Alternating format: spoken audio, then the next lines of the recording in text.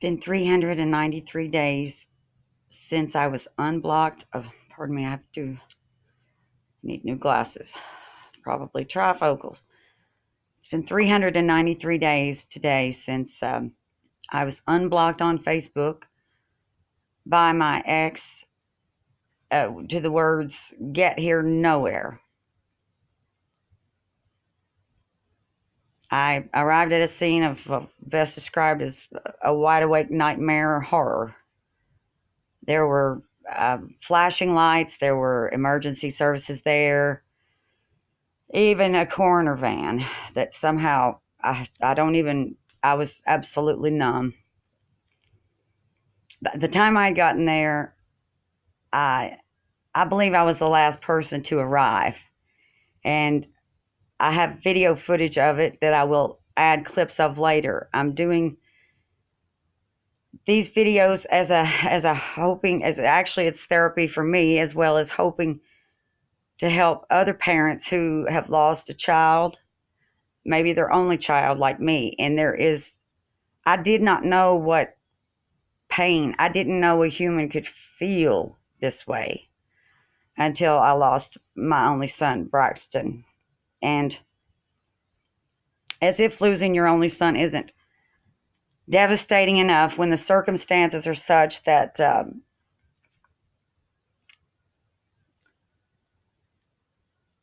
he had been dead for, I'd give an educated guess of a day and a half. I've never wavered from that.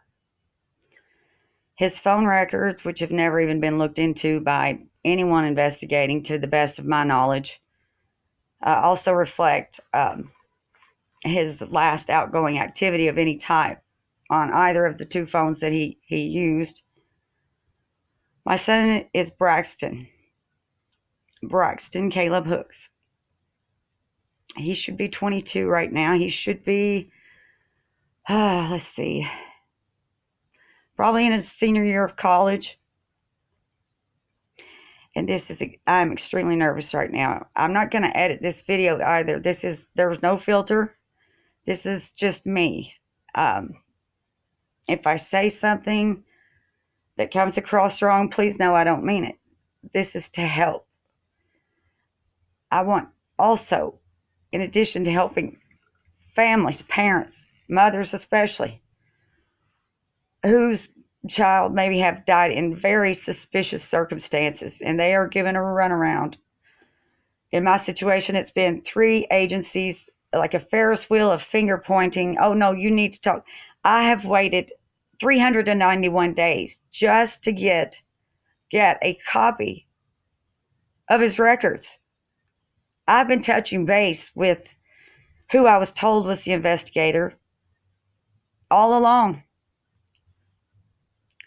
I recall maybe one returned phone call, and now I have to find someone who is supposedly retired who apparently is now catching blame for, I was informed that I didn't show up for a meeting. That didn't happen. That isn't true. I live in Warren County, Kentucky, in Bowling Green. I used to love Bowling Green. I'm a community servant. I sat on several boards of directors, from JC's to Kiwanis Club, Family Enrichment Center. I was International Festival board member for several years, and I believe president of the board for 4, and that's just to name a few off the top of my head. None of this is about me. None of it. None of this.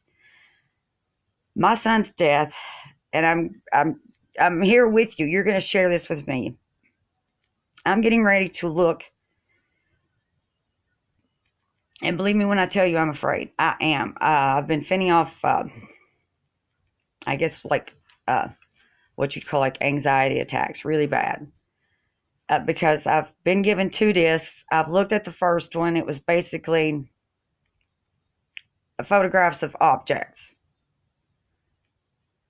There has been absolutely no investigation other than what they claim is an investigation. Now, there are some letters on papers, and I'll go so far as to say is they really don't make a whole lot of sense in the way of an investigation.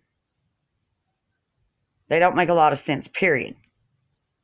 This isn't just my opinion. And no, this isn't something that I'm doing for vengeance or to retaliate or out of anger. I have been grieving the loss of my son for 393 days, and I just get these supposed reports 2 days ago.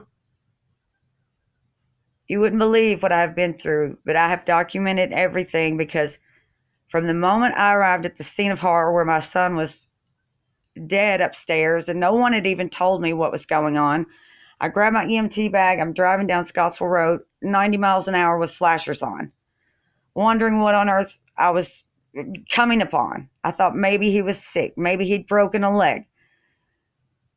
It was so bizarre. I get there, no one speaks to me. Not one single of the deputies, not the sergeant who greeted me at the door with his arms kind of stretched out as if to sort of barricade me, with a big smile on his face, like the Joker. I'm sorry, that probably sounded rude, but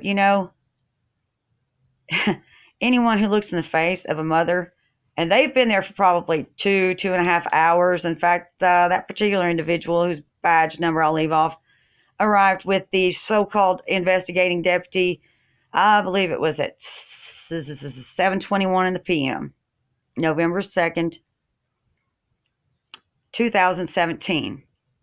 Today's 2018, November the 29th. So 393 days. There's been no investigation. It is absolute malarkey. I'm going to take a break now, and then I'm going to continue this when I open up the laptop and look at the actual photos of my son that I was not disallowed to see. Bear in mind, I've been through nursing school. I'm an EMT, BE graduate. I've worked in clinical work. I've worked in mental health. I'm an educator. I was the closest person to my son on earth, as far as I know. I raised him. He grew up with me. We were inseparable up until maybe about a year before he was supposedly found dead where I was sent to.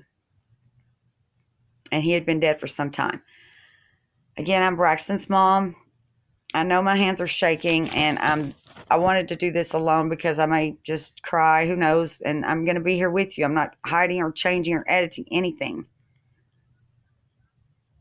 This is something I wouldn't wish on anyone on earth, especially not someone who's basically enduring the loss and grieving it alone.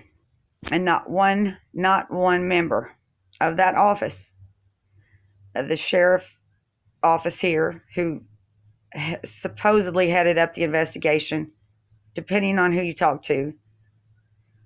Not one of them has ever even said the words, "I'm sorry for your loss," sorry about anything, not even similar, not once.